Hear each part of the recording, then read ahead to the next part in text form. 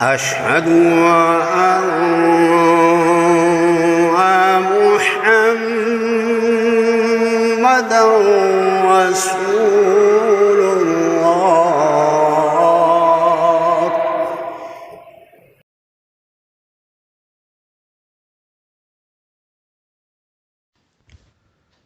اعوذ باللہ من الشیطان الرجیم. بسم اللہ الرحمن الرحیم.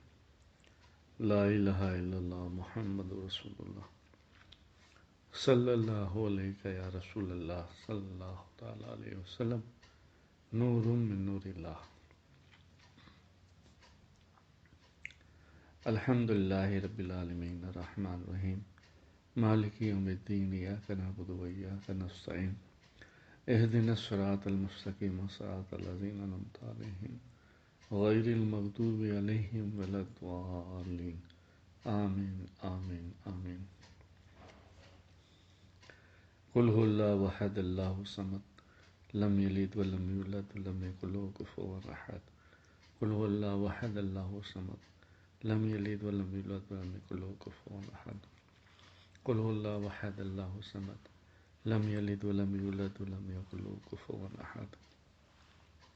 الصلاۃ والسلام علیک یا رسول اللہ وعلی آلک واصحابک یا حبیب اللہ صلی اللہ تعالی علیہ وسلم.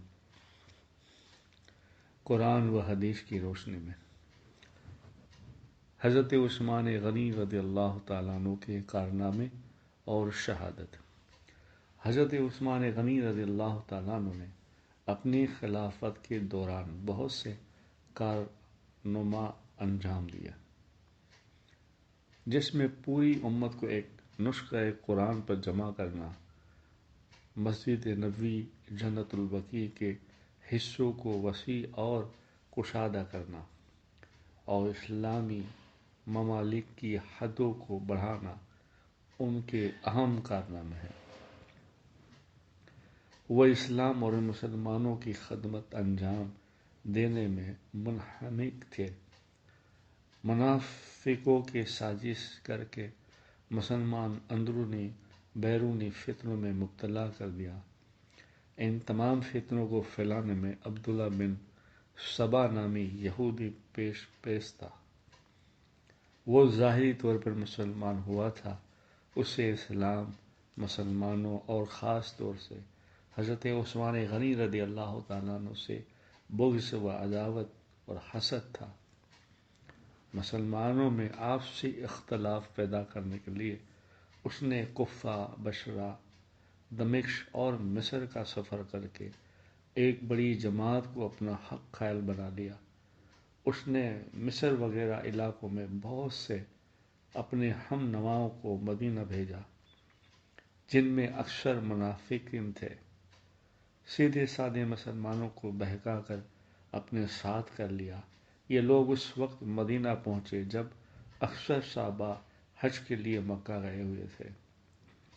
انہوں نے مدینہ میں حضرت عثمان غنی رضی اللہ تعالیٰ عنہ کے گھر کا محاصرہ کر لیا اور ان کا کھانا پانی بند کر دیا.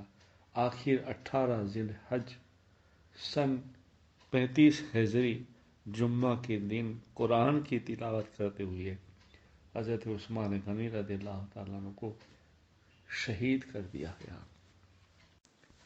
یزید بن ابی عبید رضی اللہ تعالیٰ عنہ فرماتے ہیں، میں نے حضرت سلمہ بن اقوا رضی اللہ تعالیٰ عنہ کی پنڈلی میں زخم کا نشان دیکھا تو میں نے اس سے پوچھا کہ یہ کیسا زخم ہے؟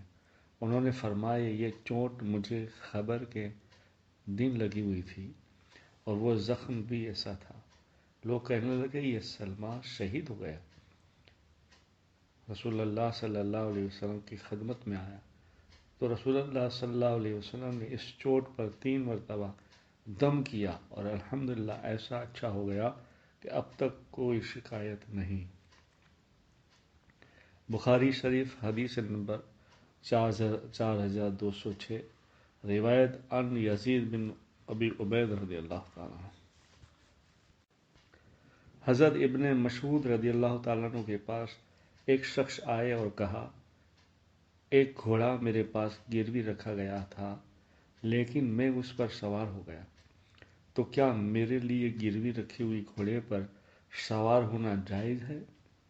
حضرت عبداللہ بن مسعود رضی اللہ تعالیٰ عنہ نے فرمایا، اس گھوڑے سے جتنا تم نے فائدہ اٹھایا وہ سود ہے، یعنی گروی رکھی ہوئی چیز سے فائدہ اٹھانا جائز نہیں، بس اس سے بچنا ضروری ہے۔ رسول اللہ صلی اللہ علیہ وسلم جب سونے لگے یا سونے لگتے تو یہ دعا پڑھتے، اللہم بے اسمک اموت و احیا، ترجمہ اللہ، میں تیرے ہی نام سے مرتا ہوں اور جیتا ہوں۔ بخاری شریف حدیث پاک 6314، روایت ان حذیفہ رضی اللہ تعالیٰ۔ رسول اللہ صلی اللہ علیہ وسلم نے فرمایا، ہر چیز کا دل ہوتا ہے، دل، قرآن کا دل سورہ یاسین ہے۔ جو شخص سورہ یاسین پڑھتا ہے اسے 10 قرآن پڑھنے کا ثواب ملتا ہے۔ کتاب ترمذی شریف حدیث پاک 2886، روایت انس رضی اللہ تعالیٰ عنہ۔ قرآن میں اللہ تعالیٰ فرماتا ہے، جو لوگ اللہ تعالیٰ کے عطا کردہ مال اور دولت کو خرچ کرنے میں بخل کرتے ہیں، وہ بالکل اس گمان میں نہ رہے کہ ان کا یہ مال بخل کرنا ان کے لیے بہتر ہے، بلکہ وہ ان کے لیے بہت برا ہے۔ قیامت کے دن ان کے جمع کردہ مال و دولت کو توق بنا کر گلے میں پہنا دیا جائے گا، اور آسمان و زمین کا مالک اللہ ہی ہے، اور اللہ تعالیٰ تمہارے اعمال سے باخبر ہے۔ قرآن پاک سورہ آل عمران آیت نمبر 180۔ قرآن میں اللہ تعالیٰ فرماتا ہے، تم جہاں کہیں بھی ہوں گے تم کو ہر حال میں موت آ پکڑے گی، چاہے تم مضبوط قلعوں میں محفوظ ہو۔ قرآن پاک سورہ نساء آیت نمبر 78۔ رسول اللہ صلی اللہ علیہ وسلم نے فرمایا، جنت میں کوئی درخت ایسا نہیں جس کا تنا سونے کا نہ ہو۔ ترمذی شریف حدیث نمبر 2525، روایت ابی ہریرہ رضی اللہ تعالیٰ عنہ۔ حضرت ابن عباس رضی اللہ تعالیٰ عنہ فرماتے ہیں، رسول اللہ صلی اللہ علیہ وسلم نے احرام کی حالت میں اپنے سر میں آدھے سر کے درد کی وجہ سے پچھنا لگوایا، حجامہ کروایا۔ بخاری شریف حدیث پاک 5700۔ رسول اللہ صلی اللہ علیہ وسلم نے فرمایا، جب تم میں سے کسی کو غصہ آئے اور وہ کھڑا ہو تو اس وقت اس کو بیٹھ جانا چاہیے، بیٹھنے سے غصہ چلا جاتا ہے، ٹھیک ہو جاتا ہے، ورنہ اس کو چاہیے کہ لیٹ جائے۔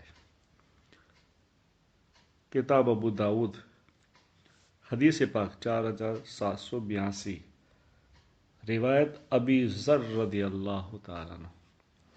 اللہم صلی علی محمد وعلی آل محمد وبارک وسلم۔